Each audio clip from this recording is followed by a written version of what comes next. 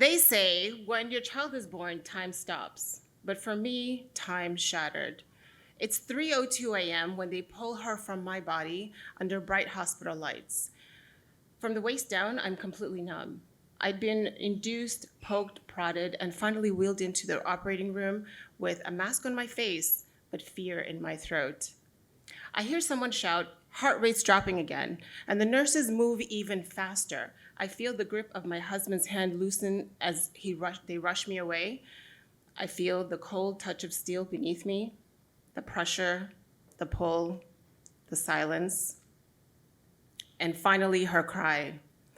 I turn my head as far as I can, trying to peek over that blue surgical curtain that separates the top half of my body from, well, the cadaver half, the half I can't feel, the half I choose not to think about. My heart blocks out all other noise and focuses on one thing, my baby. Is she okay? I ask this again and again until someone finally says yes. But nothing about me felt okay.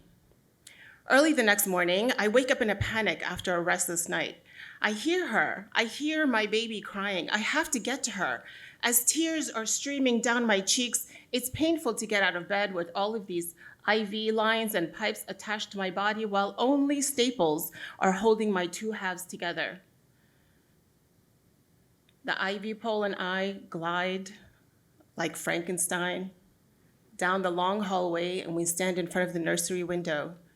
Tiny cribs neatly lined up in rows, like the grocery section of the supermarket. But I can't tell which little face belongs to me.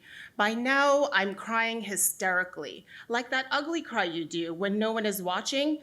Instantly, I'm surrounded by an army of nurses, each bewildered and genuinely concerned. I hear her. I hear my baby crying. I have to get to her. Why won't you help her? By the way, the baby's fine. She's totally fine. She's beautiful and perfect. The nurses are great. It was me. It was me who was unraveling, falling into this dark abyss I couldn't quite describe. After 3 long years of endless prayers, bouts of anguish and disappointment, this is my first pregnancy, my first delivery, my first baby. And let me tell you, honey, I was prepared. Some might say neurotic. I like to say type A with a clipboard. I had replaced coffee with organic food, plastic with glass, 90s grunge with classical and smooth jazz. Oh yes, honey, I did all the things. My mom and younger sisters watched this modern motherhood ritual like it was a Netflix documentary. Even my mom, at some point, she had enough. She said, what is all this? When I was pregnant with you, I ate, I slept, and then you were born, khalas. She says this while eyeing the 5 pregnancy books on my nightstand as I'm slathering my belly with lotion, because stretch marks, of course, and I'm strapping on headphones to schedule Mozart. And I thought after my baby was born, I would be filled with happiness and love bursting at the seams. But instead, I was unraveling, and I didn't know how to stop it. This was the beginning of something that I didn't quite have a name for yet. It wasn't obvious, it wasn't loud. It crept in like fog, subtle, choking, and persistent, quietly overwhelming. I became obsessed with her breathing, terrified of SIDS. I'd sit up in the middle of the night with my hand on her chest, making sure it rose and fell. For those first 4 months, I didn't sleep. I barely showered. My mom and my aunts and other women would tell me of their birth stories, always peppered with X-rated jokes, but they made it sound so easy. None of the books that I had read talked about this roller coaster. The little notepad by my bed showed how diligently I'd kept a track of all the feedings and number of white diapers, but the baby would cry, not latch on properly, and then she would fall asleep. Was I doing it right? Is she getting enough milk? Honey, your baby is so skinny. You need to give her formula to fatten her up.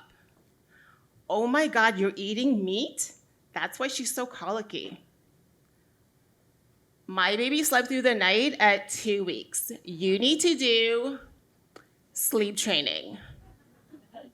Who trains to sleep? I can fall asleep in the middle of a storm. No training needed. But this baby was a fighter. I smiled in pictures, but I felt like I was floating above myself, watching a stranger go through the motions. I needed help, but I didn't know how to ask for it. As the eldest of my siblings, I was always the giver, the involuntary second mom. And so now that I was overwhelmed and exhausted, I was afraid of proving them all right, that I was incapable, that I was failing. I needed help, and I would look at my mom and think, my parents are refugees of war, so they had faced like real problems. And so acknowledging a little bit of anxiety and sadness in my mind felt selfish and maybe a bit dramatic. Also, in my community, seeing a therapist is taboo, shameful, an admission that maybe I am crazy. I held all these labels in the palm of my hand as I walked into Dr. Sandy's office. Her first question, if your 5-year-old self were sitting next to you now, what would you say to her? That's all she asked. I cried for 45 minutes straight. The floodgates opened not with words, but with endless rivers of tears carrying the wounds I was not ready to say out loud. I unpacked and sat by with my emotions, maybe for the first time ever. Dr. Sandy stamped it on my chest. Postpartum anxiety. Are you sure? Are you sure? How did I not see this? In graduate school, my dissertation was on developing the medication guidelines for postpartum depression and anxiety. But I just didn't see it in myself. I was standing too close to the elephant to recognize what it was. And it took me years to figure out these truths.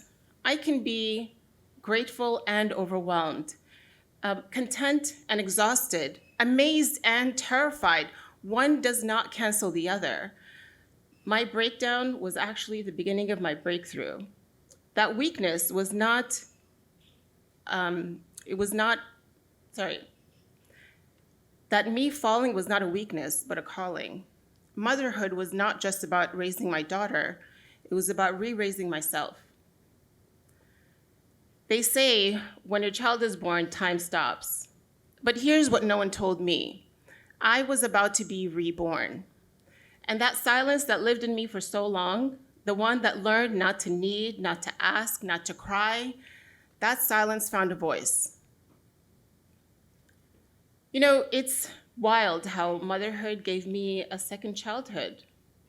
I started to notice small things again, the way ants march up a hill, the beauty in a bird song, the joy in splashing in puddles after the rain.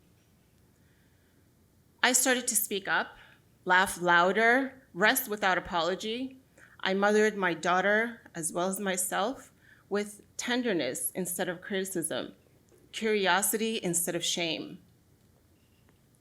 Motherhood didn't make me whole overnight, but it finally made me honest with myself. Thank you.